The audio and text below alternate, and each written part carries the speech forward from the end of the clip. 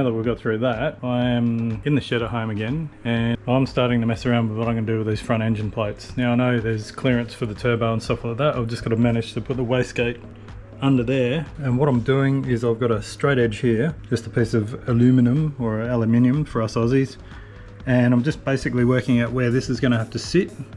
If it's straight across the engine, I've obviously got the timing cover off. I'm not going to use the under the timing cover method. I'm just worried about having to modify too many things from factory, because I still want to have things fairly interchangeable just in case things go wrong or something like that and you can't be changing custom parts around all over the place. But I've got that sitting there, and I've put some little lines in there. It's a bit dark, just to sort of work out how I can just grind that up and follow the contour of that rail there. But yeah, when it's ready to go, I'll just use this straight edge and I will drill some holes in it and clamp it up against the engine, and then tack him in there, and that one's sort of sitting in there. And then the other side, I've just got to combat what to do with getting around the alternator, but I think having the timing cover off actually makes it a bit easier, because I can look at the cast iron parts of what's on the back there and actually look and see how strong or not strong that part of the block is, because it is pretty thin through there. Yeah, we'll see how we go. I mean, I guess most of the force is on the mid plate at the back there, but just get this in. It is freaking hot today though. It is very hot in the shed, so I might have to turn the aircon on. Alright, so that's all profiled to match that. Still got to clean the etch off there so I can weld to it, but put that in there and then clamped up against the engine. Bit hard to see, but you'll get the idea when I weld it on. But not even going to bother bolting this to the engine, I'm just going to clamp it on because there's nice spots there to do it, so it's good. Right, so I've got this clamped in here now. That's clamped to the flat face of the front of the block, and which I can do on the other side as well, and that is all in place there. I've cleaned all of the paint off and cleaned the etch primer off the rail there. Just nicked off the corner there because it was touching in on the strut tower, but that's nice because we can weld around the corner there. Should all be nice and strong, and yeah, I can get that all tacked in place, then I can work out exactly where the engine plate goes from there to there, so it should be pretty easy.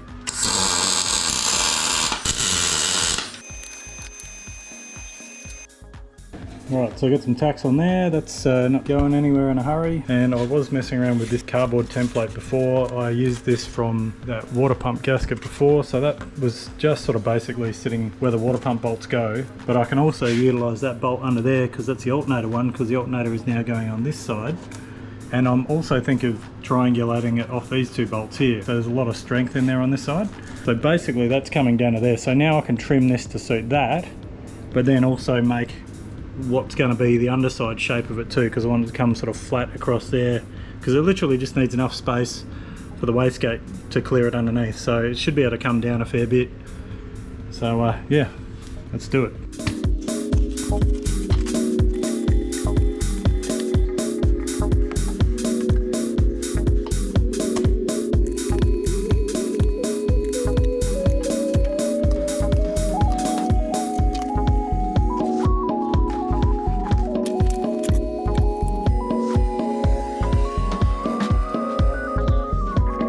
Okay, I want to put a curve on that, so I'm going to cheat on my floor bench and clamp that down here with my foot, and then with Mr. Welding Wire here, I'm going to put a nice curve in it. What I'm going to do is just put two holes in it, not cutting anything apart from this for the meantime.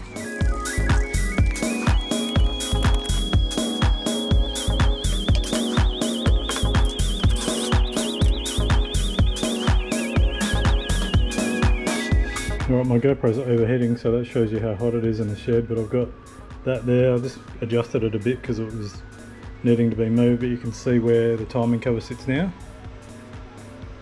which is cool. So I don't want to go into the timing cover, I want to go around it. So I'm going to trim all that out, and I'm going to straighten that edge across the top because it looks a bit weird with a curve on it. Thought it'd look good, but it's not a hot rod, so yeah.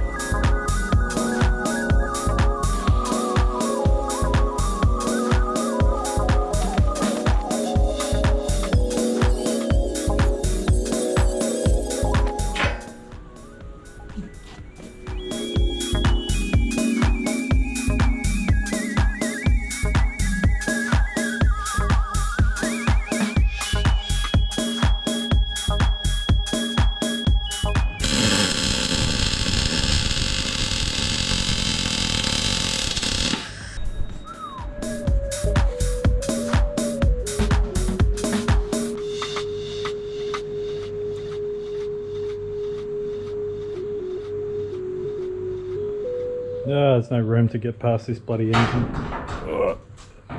Breathe in. Messy bench as usual. You're probably all starting to think I'm a pig because, well, I am at the moment actually. Normally I like being quite organised, but there's so much going on. Ripped the engine out of the car this morning. It was pretty boring. I've ripped the engine in and out so many times before, but now this is out. I've put it on its back because I'm actually going to pull the front couple of bearing caps off, or at least the front one. The only problem is that I've got to take all the bolts out to get the windage tray off. But I've got the engine tab for the driver's side welded on, and pretty happy with that. That's all nice and penetrated and welded in nice and tidy. Engine plate, you've seen all that, that's in. So now I'm just looking at where to put stuff like the accumulator, which for anyone who hasn't seen one of these before, and I have showed this before, but this is the accumulator, which is basically a reserve oil pressure tank. So if there's any oil pressure drops, this thing steps in. Quite a clever design. I think it's come from back in the NASCAR racing or something like that. But we can also operate this with a Howtech as well. So instead of having like the big valve on there, we can have the Howtech turn it on and off. So now we're going to start showing you exactly what your Moroso accumulator is doing to protect your engine. Okay, the first thing we're going to show you with the accumulator is how people use it to actually pre-lube their engine.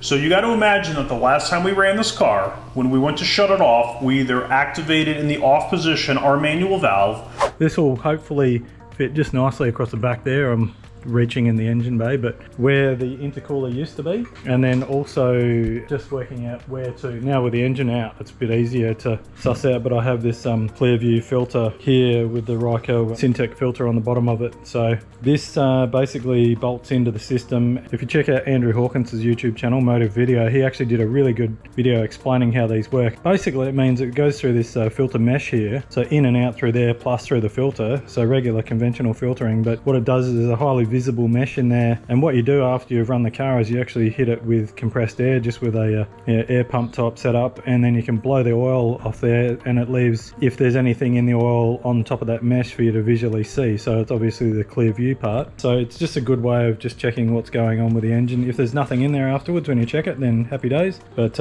if it's full of metal and stuff like that, then you know you're pulling the engine out. Yeah, just a bit of peace of mind, I guess. I want to mount it somewhere where it's kind of in line with the accumulator and the system, so there's not hoses going all over the place. It's a matter of putting it somewhere where it's going to be convenient to get to, but also because it's got the filter under it, I want it to be convenient to be able to remove the filter without spilling oil all over the place. I thought about mounting it. It's really hard doing this one-handed, mounting it off the firewall there, but then I've got to work out where the oil is going to spill to unless I put a catch under it or something like that, or fabricate something for oil changes, which just means another thing to carry around with the car. Or potentially it's a little bit tight in there now that I want to put the alternator in there, but it could mount sort of in almost a conventional type space there on an angle, but then that means it's actually a pain in the butt to get to the valve there to check, and then the mesh is on an angle as well, so that might be the case that it goes in like this here. Yeah, it's just a matter of getting it into a nice spot, or I just make a whole new bracket and then mount it up here or something, or even once the intercooler plumbing's done, punch a hole through there so that the filter can come straight down through there, because I've pretty much decided we're going to have to repaint the engine bay, which isn't a big problem. It's just sort of scuff back the shiny stuff and then clean up the other stuff. The front cross member will all come out to get powder coated again anyway. Step by step.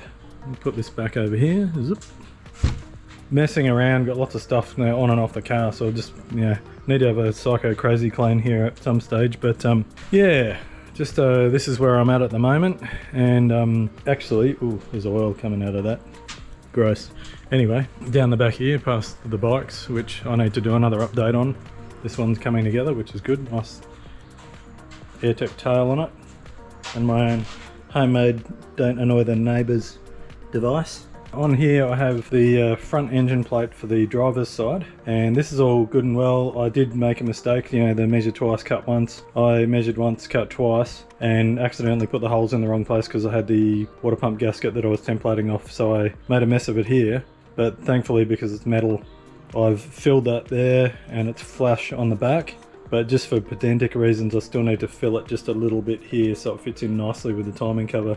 Probably don't need to, but it's just, And then what I'm doing here is this is a dash 20 fitting. It's just huge. That's going to go right here because we are running the Davies Craig electric water pump. Some people run 16, some people run 20. Most of the rest of it coming out of the head is dash 20 as well. So the reason I'm going dash 20, some people seem to think 16 is the go because then you're sort of adding a restriction into the system. But I sort of look at it and go, well, I'm better off to go bigger than smaller, because if I go dash 20 and then it needs to be restricted, it can. But if it's a dash 16 and it's too restrictive, then it's pull it all off, cut that off, weld it on again, because it's much easier to put a restrictor in there than it is to not restrict it, even if it means just basically finding a random piece of aluminium like that and then boring the hole out the same size as dash 16 and then making a little slug that fits in there just to restrict it somewhat. So that's going on there. I'm actually just getting ready now to drill out the hole in this, and then I might get it all tacked on there. I might be lazy and get Robbie to weld it on just for the meantime. I'm still not 100% confident with my TIG welding. I should be, but I just need to spend more time on the gun, like day in, day out. So hopefully once we get through this project, I'll be getting there. So, oh, and that's 8mm 6061 as well. It's pretty thick stuff, so sort of linish it as nicely as possible. We might refinish this or do some cool CNC patterns on the front of it or something yet, but just for the meantime, it is what it is. So this is what I call a boxer tip, based on the oops, I messed up. I went and used a 13mm drill, and I was like, yep, I'm going to finish it off with this, well, step drill or whatever people call them. People call them Christmas trees. I prefer step drill, but I was like, that'll be perfect. Then I realised that the dash 20 is bigger, so that means the hole in the guts of it will be too small, and when I eventually really want it to have a bigger hole. So what I really need to do is go bigger. So I'm going to use this hole saw, but the problem is now is that my pilot hole is too big, and I want to actually make sure that I don't go past the edge of that water pump housing edge there, because that's where the gasket goes on the inside. So here's my boxes 101 of how to fix things after you've messed them up, and hopefully this works. What I'll do is, I've got an old crusty piece of aluminium here, which is the bit that came with the dash on the bike, and I basically just want to go, okay, well, there's the hole. I'm going to clamp this to the back of this and give myself a new hole to pilot off, and then on the front, because I'm going to clamp it as well, I'm going to grab that other piece of aluminium there and a clamp so I don't damage the aluminium here. So I'm going to have to put this camera down so I time lapse it, but let's see how we go.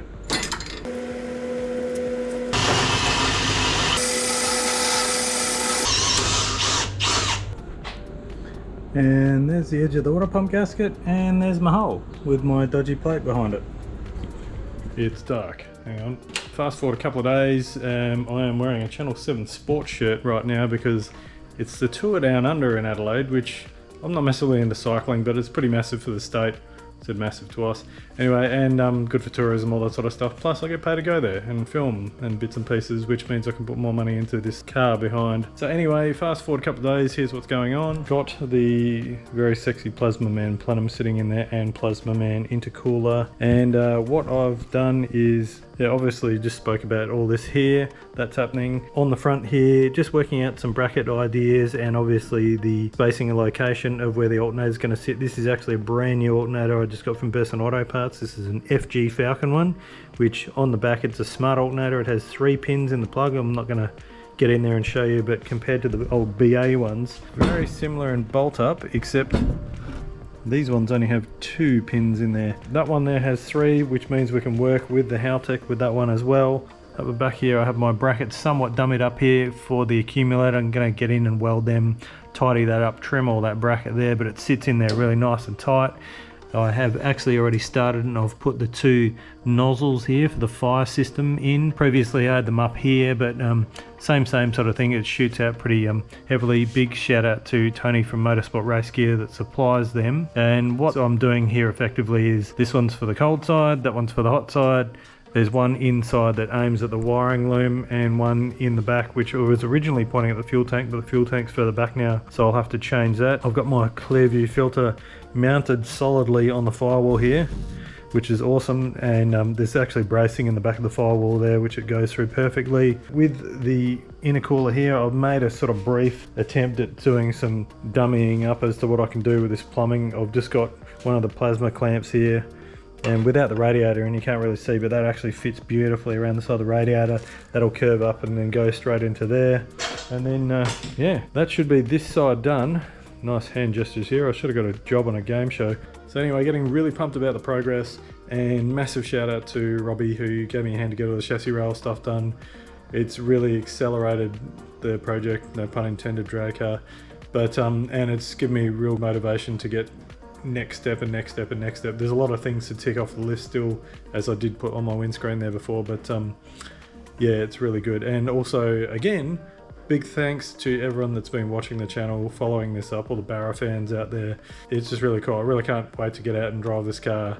It probably won't be the fastest one in the country, but I just intend to have loads of fun in it and hang out with heaps of other guys and girls that have got similar cars, and just, yeah, enjoy the car, enjoy the scene, and enjoy the mateship, the camaraderie, all that sort of token stuff. But yeah, if you haven't subscribed already, really keen to bust the 100,000 someday. Slow running, but you know, we'll get there. A lot of stuff going on this, a lot of stuff going on the bikes. I've actually shot pretty much all of the update for the next, a lot of stuff for the bike, but I'm just holding off because I've got fairings at 2 different painters at the moment, and yeah, I'm hoping to get some updates happening from them pretty soon. But lots happening. See you soon. Got to film some cycling tomorrow and for the next 9 days straight, but that's money into the drag car to get this thing happening, and big update coming soon with Horsepower Junkie as well. Awesome, thanks. Damn bloody lens, it's got fiberglass on it from this bike updates. It's very similar in bolt up. Oh, there's a box falling on me. Stay.